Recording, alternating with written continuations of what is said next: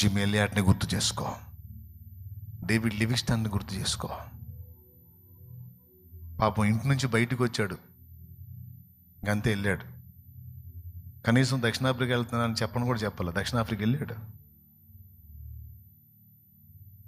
పోయేటప్పుడు దర్జాగా పోయాడు, వచ్చేటప్పుడు ఒక కన్ను పోగొట్టుకొని ఒక గోడ పోగొట్టుకొని వచ్చాడు.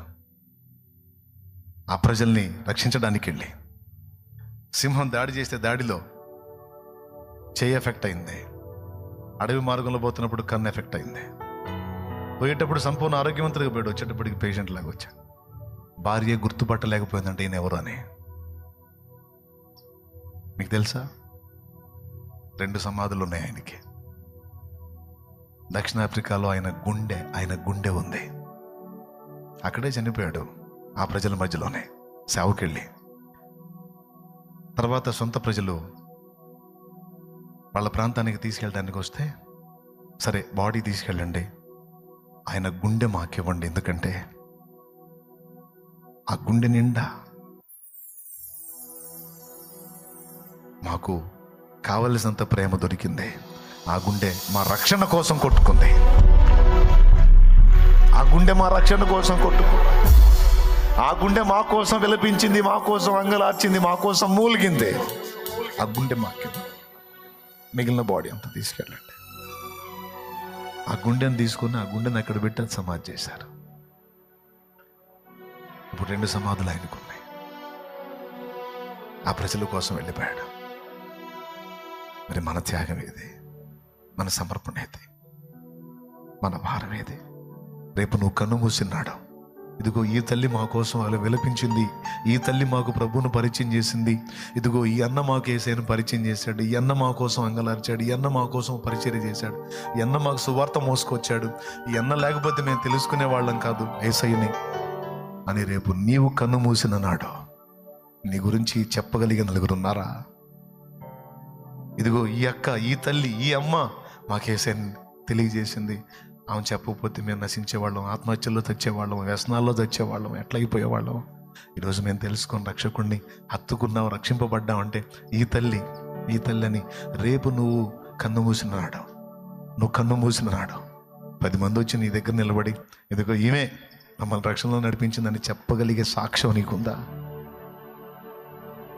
ఒకసారి ఆలోచించు, ఒక తీర్మానం చేయి. లే,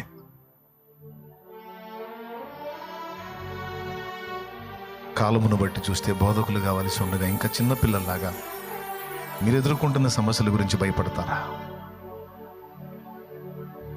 నశించిపోతూ నరకానికి పోతున్న ఆత్మల కోసం భక్తులు చేసిన త్యాగాన్ని ఎరగరా? మీరెప్పుడు ఎదుగుతారు? మీరెప్పుడు బలపడతారు? మీరెప్పుడు ప్రకటిస్తారు? మీరెప్పుడు బోధకుల స్థాయిని అందుకుంటారు? మీరెప్పుడు అనేకులకు క్రీస్తును పరిచయం చేస్తారు? మీరెప్పుడు వాక్యం నేర్చుకుంటారు? మీరెప్పుడు ప్రార్థనలో ఎదుగుతారు? మీరెప్పుడు భక్తి నేర్చుకుంటారు? మీరెప్పుడు ఇతరులకు ప్రకటించేవారు అవుతారు? ఈరోజు కళ్ళు మూసి ప్రభువుకి స్తోత్రం చెప్తూ దేవుని పాదాలు పట్టుకొని కన్నీరు వేడవండి. దేవా, నీకోసం వాడబడినప్పుడు నా బ్రతుకు అర్థం లేదా? నేను నా కోసం, నా కడుపు కోసం బ్రతకటం కాదా? నేను నా కోసం, నా ఇంటి కోసమే బ్రతకటం కాదా? తండ్రి నుండి తప్పిపోయిన పిల్లలు దారి తెలియక తిరుగుతున్నట్టు నశించిపోతున్నారు ఆత్మలు. ప్రతి 43 సెకండ్స్కి ఒక వ్యక్తి ఆత్మహత్య చేసుకుంటున్నారంటే ఎన్ని ప్రాణాలు పోతున్నాయే కదా ప్రభువా. నీ ప్రేమ తెలియక అయ్యా, నీ ప్రేమని పరిచయం చేస్తా ప్రభువా, లోకానికి అన్యులకు పరిచయం చేస్తాను నాయన నీ ప్రేమని. నన్ను బలపరచయ్యా. నిజమే ప్రభువా, నాకు సిగ్గు కలిగింది ప్రభువా, నాకు సిగ్గు అనిపించింది ప్రభువా. నిజమే కదా, పొద్దుగూకులు నా వ్యవహారమే కానీ నేను ఎదుటి వాళ్ళ గురించి ఆలోచించింది లేదు, ప్రభు చిత్తాన్ని ఎరిగింది లేదు. నన్ను క్షమించమని ప్రార్థన చేయి నాన్న, ప్రార్థన చేయి. నువ్వు ఎప్పుడైతే సరైన ఆలోచనలోకి వస్తావో, సరైన విధానంలోకి వస్తావో, సరైన తీర్మానంలోకి వస్తావో, నీ విషయాలన్నీ నా దేవుడే జోక్యం చేసుకుంటాడు. ఆయనే నీకు స్వేచ్ఛనిస్తాడు. నువ్వు ఆయన చిత్తం నెరవేర్చే కొద్దీ, ఆత్మల భారంతో పరిగెత్తే కొద్దీ నీకున్న సంఖ్యలన్నీ తెగిపోతాయి, నీకున్న అవరోధాలన్నీ తెగిపోతాయి, నీకున్న అడ్డంకులన్నీ తొలగిపోతాయి.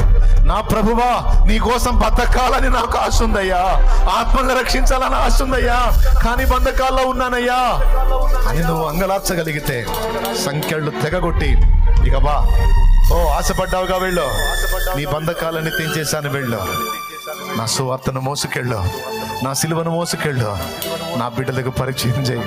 నేను వారిని ప్రేమిస్తున్నానని చెప్పు, నేను వారి కోసం ప్రాణం పెట్టానని చెప్పు, నేను వారి కోసం ఉమ్ములు ఉమ్ములు ఉమ్ములు నా ముఖం మీద ఉయ్యబడ్డాయని చెప్పు, నేను వారి కోసం పిడిగుద్దులు తిన్నానని చెప్పు, నేను వారి కోసం అరచేతుల దెబ్బలు తిన్నానని చెప్పు, నేను వారి కోసం నాగలి సాళ్ళ వలె దున్నబడ్డానని చెప్పు, నేను వారి కోసం అరికాలు వల్ల నడినెత్తి వరకు శిరం మొదలుకొని సిరిపాదం వరకు గాయపరచబడ్డానని చెప్పు.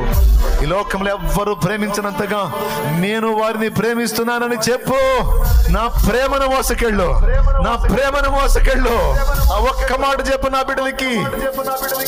నా బిడ్డలు బతికిపోతారు, నా బిడ్డలు చావాలనుకోరు, నా బిడ్డలు చావును మానుకుంటారు, నా బిడ్డలు నా గురించి ఆలోచిస్తారు. నా ప్రేమను మోసకెళ్ళు అని నీకు స్వేచ్ఛనిస్తాడు నా దేవుడు. హల్లెలూయా, హల్లెలూయా, హల్లెలూయా, హల్లెలూయా, హల్లెలూయా. యేసయ్యా, ఎన్ని గుండెలు ఈరోజు ఆ విషయమై స్పందిస్తున్నాయో, ఎంతమంది హృదయంలో భారం కలిగి ఉన్నారో, ఎంతమంది నా ప్రభువా ఈరోజు ఈ మాటలు వింటూ ఉండగానే కన్నీళ్లతో తీర్మానం చేసుకున్నారో, అయ్యా నేను నీ సేవ చేస్తానయ్యా, అయ్యా నేను నీ సేవ చేస్తానయ్యా, అయ్యా ఆత్మల రక్షణ కొరకు విలియం కేరీ లాగా, జిమ్ ఎలియట్ లాగా, ఓ గ్రాహం స్టెయిన్స్ లాగా అవసరమైతే చచ్చిపోతానయ్యా నీ సేవలో, అవసరమైతే నీ ప్రజల కోసం, నీ బిడ్డల కోసం చచ్చిపోతానయ్యా అని ఎంతమంది తీర్మానం చేస్తున్నారో ప్రభువా. ఎంతమంది ఆడపిల్లలు, ఎంతమంది మగపిల్లలు తీర్మానం చేస్తున్నారో, నా తండ్రి, నా తండ్రి వారిని దర్శించు, వారిని అభిషేకించు, వారి తీర్మానాన్ని స్థిరపరచు, వారిని నీ పరిశుద్ధాత్మతో నింపు, వారిలో ఆ భారాన్ని పెంచు, వారిలో ఆలోచనను పెంచు, వారిని నీ కొరకు సిద్ధపరచు. ఇంకా లేవాలి దైవ జనాంగం. కోత విస్తారంగా ఉంది, పనివారు కొద్దిగా ఉన్నారు, ఇంకా లేవాలి ప్రభువా సేవకులు, ఇంకా లేవాలి ప్రభువా సేవకురాళ్ళు. ఇంకా అనేక ప్రాంతాల్లో పరిచర్య వ్యాపించాలి, అనేక ప్రాంతాల్లో ఆత్మలు రక్షింపబడాలి. అజ్ఞానాంధకారంలో ఉన్న అన్ని జనులు ఇంకా అనేకులు రక్షణ పొందాలి యేసునామములో. మీరు కృప చూపండి, మీరు కృప చూపండి, మీరు కృప చూపండి. మీ బిడ్డలతో మాట్లాడండి అయ్యా. ఈరోజు మాట్లాడినందుకు వందనాలు. ఇంకా మాట్లాడండి, ఇంకా దర్శించండి. నన్ను దర్శించిన వాడా, వారిని దర్శించండి. ఆల్రెడీ సేవ చేస్తున్న సేవకులు కూడా పేరు కోసమో, ప్రఖ్యాతుల కోసమో, డాబుల కోసమో, దర్పాల కోసమో, భోగాల కోసమో కాక ఆత్మల భారంతో ఒక చోట చేసేవాడు ఇంకో చోట అనేక చోట్లకి వ్యాపించేటట్టు చేయండి.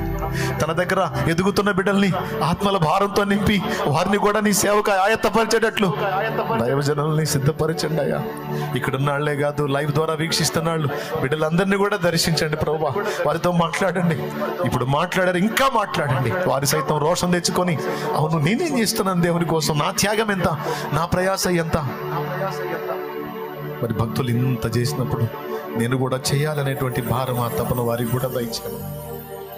ఎంతమంది ఎన్ని రకాల వేదనలో ఉన్నారో విడిపించి, వారి కన్నీరు తుడిచి, వారిని ఆదరించి, ధైర్యపరిచి, నీ కొరకు ఆయత్తపరిచి, స్తుతియు మహిమయు ఘనతయు ప్రభావం మీకే చెల్లిస్తాం. యేసుక్రీస్తు ప్రశస్త నామంలో ప్రార్థించి స్తుతించి కృతజ్ఞతలు చెల్లించి వేడుచున్నాం తండ్రి. ఆమేన్.